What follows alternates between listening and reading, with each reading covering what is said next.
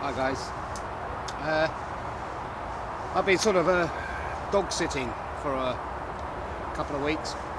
Well, second week now. That's the horrible little thing.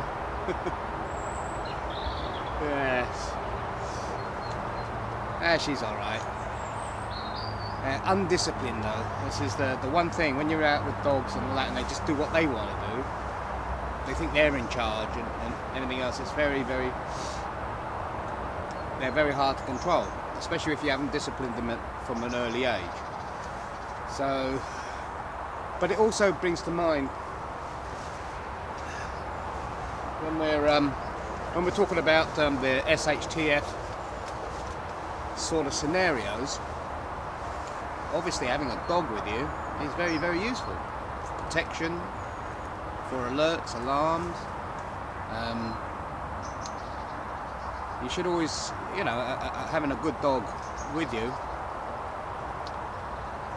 is perhaps, an important piece of your kit. But the dog has to be disciplined, It has to be able to obey commands and not be one of these yappy, horrible little dogs that go batshit crazy the minute they hear a twig snap,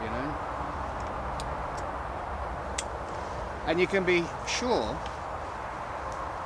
that any sort of government that might be left lying around will have their militarized paramilitary police forces with trained dogs. That and the fact that you'll also have gangs of unscrupulous groups with their dogs. So having a dog is going to be very, very important. What dog do you choose? German Shepherd? Personally, I'd go for a Doberman. They're highly intelligent and easy to train if you discipline them at a very early age. And they serve as, attack, guard, anything that you could possibly want. But it'd be interesting to hear what your viewpoints would be on that particular topic. Bring dogs with you. Would a dog be useful?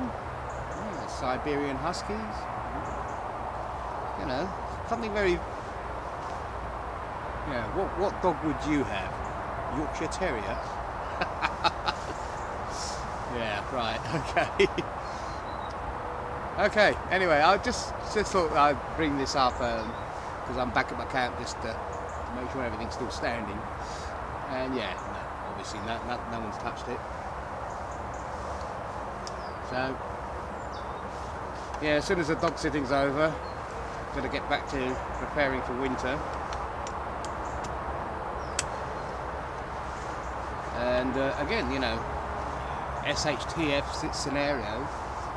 If society starts to break down in, say, end of September or October, you're heading straight into the cold season.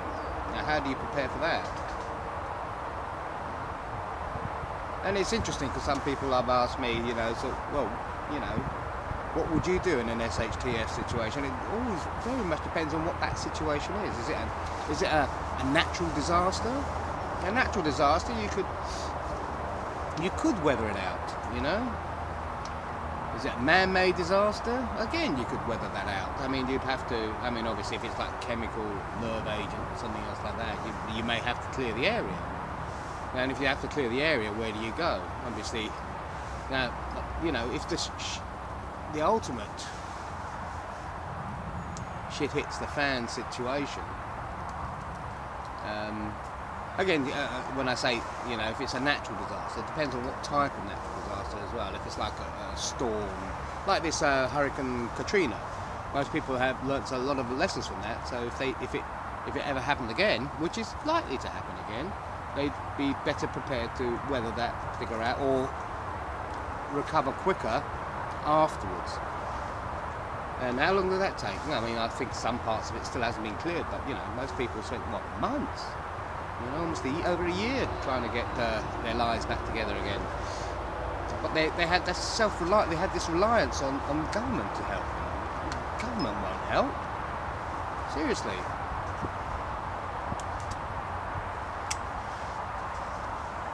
So, yeah, but if we have what do we call a major catastrophe, asteroid hit. No, I think, again, that's simplistic. If you have an asteroid hit, it's not much point prepping for anything, is it, really? What those event level extinction events, yeah, it wouldn't be really much point trying to prep for that, really.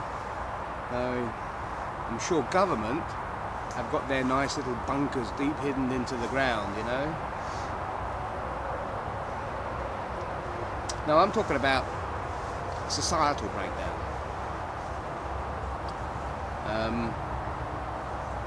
When lawlessness and anarchy reign.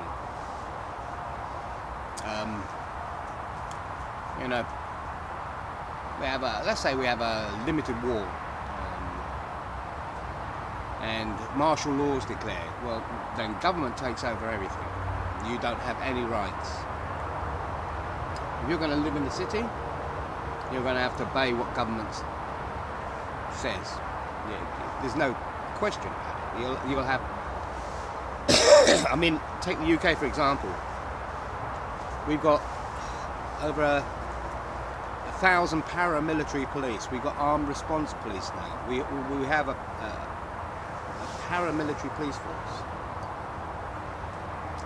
And what countries usually have paramilitary police force? Dictatorships. Yeah, think about that. We got more being trained. So government's expecting something, and paramilitary police is primarily civil. So they're expecting something to happen, if they're not directing it already.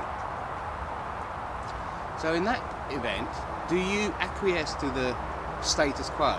In other words, yes, men in black uniforms with machine guns telling you can't do this, you can't do that. It's summary arrests, summary executions. Think about that. Again, with societal breakdown, and they attack power stations, water plants and everything, how are you going to cope? You're going to have to either rely on government or you're going to have to disappear somewhere. And again, you're going to run into these sort of situations. You're going to run into authority, you're going to run into groups of people that are going to try and take what you have. You're going to have to find a way, if you want to retain a certain amount of human dignity or anything else, you're going to have to find that balance between fairness and survival. And that's the big thing. And unfortunately, 90% of the people in this country are not equipped to even just go camping, let alone spend possibly a year, 2 years out in the woods hiding, keeping your family safe. How would you do that? Most people would just, I filled up my spare room full of tins of beans and everything else. I've got enough food here to keep my family fed for a year. Oh right, okay. How much water have you got? Typical family, there's 2 adults, 2 children. They each require 2 to 3 litres a day. That's just for general drinking and keeping healthy, keeping your system going. How many spare rooms have you got to fill enough water to last a year? I've got a container here, 20 litres of water. Now, if I'm drinking and cooking and cleaning with it, that's gone within a couple of days. So you've got to ration the water out. You've got to, it's people, when they think about prepping, they think about, oh, just filling the larder. Yeah. Okay, let's say you're going to spend a year. Yeah, in any event, you're going to be self-reliant for a year. Water, number one. You know, if the power's out, there's no power to pump the water. If the water's out, well, forget the power. You know, society will break down. It will take less than a week for society to totally break down once the power and water's out. Yeah, because within three to 4 days, supermarkets, stores, everything else will be empty. I mean, you see it, you know, when people panic buy it because we've got an inch of snow. Just imagine what it'd be like with no water. Nothing on the shelves, nothing. Yeah, nothing in the pipes. If you see a kid with a bottle of water, you're going to run out of your house and grab that bottle of water. You're going to do what you can to survive. So yeah, when I'm on my prepping forums and everything else, I do quite, you know, sort of find it amusing that people think that prepping is all about filling a larder full of full of beans. It's not going to be like that. Again, you're going to have to find ways to avoid authority, or not become a target, avoid gangs of people, and you're going to have to find it within yourself to protect what's yours, your family, and what belongings you've got, either in your house or if you're on the road. Personally, one of the things I do would probably be stay well clear of cities, large towns, get out into the woods, find a good water source, or follow the water sources. You know, obviously things like Google Maps won't be available. So if you know where you can go, and I would be heading into the woods to the coastal regions. When you're on the coast, you have water. Now I know what you're saying, it's salt water, but precipitation, it's, you know, most people, well, so I keep saying most people, if you know how to separate the water, yeah, the salt from the water, you've got an endless supply of water. Again, you're by the coast, you're sea, yeah. If you're lucky enough to find a river flowing into the sea, you've got freshwater fish, you've got saltwater fish, you've got food sources, especially if you're in woodland areas near the sea, you can hide. And but again, like I say, if the government's out looking for you, or looking to collect people, put them in their little collectives or whatever,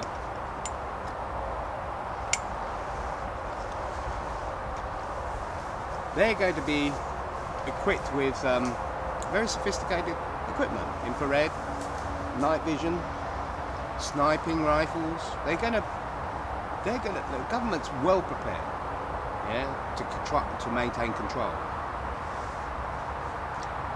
So, and it will very much depend. When martial law is declared, you're going to have the levels of security, yeah. Government's got their little level of security. They've got their armies, they've got their paramilitary police, they've got their police forces. Then below that, you'll have private securities. Yeah, they'll be armed, and private security will be protecting what corporations, rich elites, and everything else own. And they'll always be working hand in hand with government. Yeah. You'll have 5% of the population controlling everything. Yeah. These are the elites, the rich elites, and big corporate guys and everything else. Everybody else will be a commodity. That's it. And just like any slave race, yeah, or any slave people, they will be indoctrinated to believe that this is their lot in life. You know? So, do you acquiesce to that? For perhaps a meal a day for your family? Yeah? Or do you stay free? That's the question. And to stay free, you're going to have to do an awful lot of shit.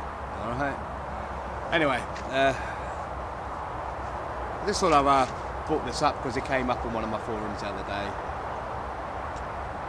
And I think I'll post it on it later on. What dog do you bring if you want to stay free? Well, as much as I love that little Springer Spaniel, she's too old now to be disciplined. She does exactly what she wants, and it's hard. So the only thing I can think about her should be dinner. Anyway, catch you later, guys.